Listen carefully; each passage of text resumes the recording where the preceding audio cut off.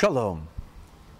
This weekend we encounter an interesting juxtaposition between the holiday of Shavuot, that's the holiday on which we celebrate the giving of the Ten Commandments.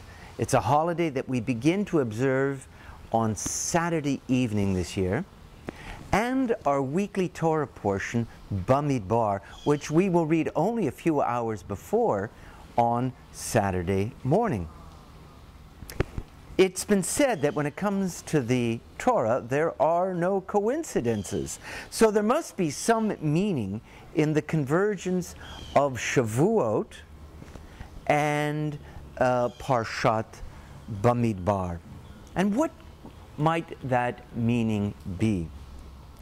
Well, Bamidbar, the Sedra, and the entire book of Numbers, which is also known as Bamidbar in Hebrew, literally means in the wilderness. The stories contained in this section of the Torah remind us that the Torah was given not in Eretz Yisrael, not in the land of Israel, but in a wild, ownerless, and barren part of the world.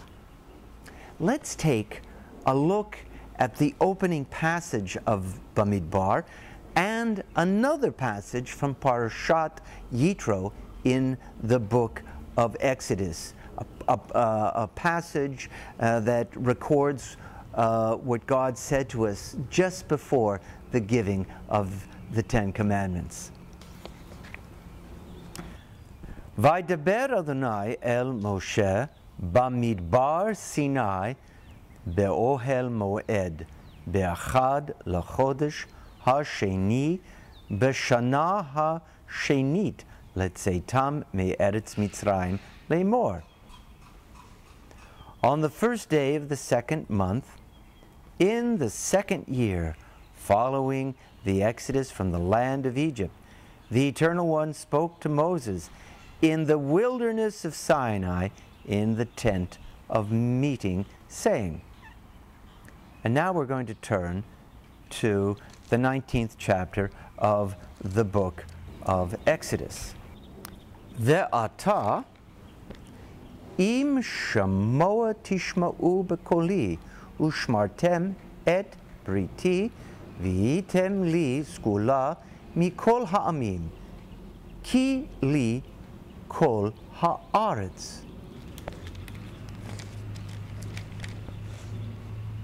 And now, then, if you will obey me faithfully and keep my covenant, you shall be my treasured possession among all the peoples.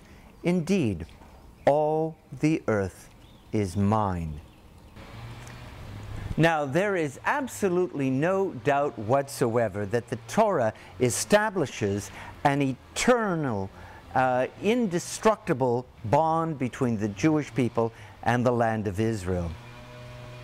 However, the Torah itself is an idea that transcends international borders and geographical locations. What's interesting here is how Bamidbar seems to emphasize the fact that God spoke to Moses in the wilderness, and those seemingly superfluous words in Exodus, Ki li kol ha'aretz, indeed, all the earth is mine. Jewish peoplehood and the basic ideals of Judaism can flourish anywhere, in Israel, Russia, France, and America. In this generation, Jews have the choice of living in the land of Israel or living practically anywhere else they choose. It is a mistake to think that the only place our people can thrive, that the only place where a person can live a fully and vital Jewish life is in the land of Israel. For 2,000 years, we Jews lived as a holy people, as a kingdom of priests along the banks of the Euphrates River, in Muslim Spain, in Poland and Lithuania and here in America, proving that the Torah speaks to our minds and our hearts and can mold our lives anywhere we live.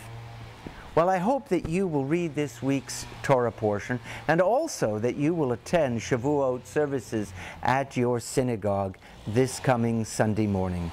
Shabbat Shalom and Chag Sameach.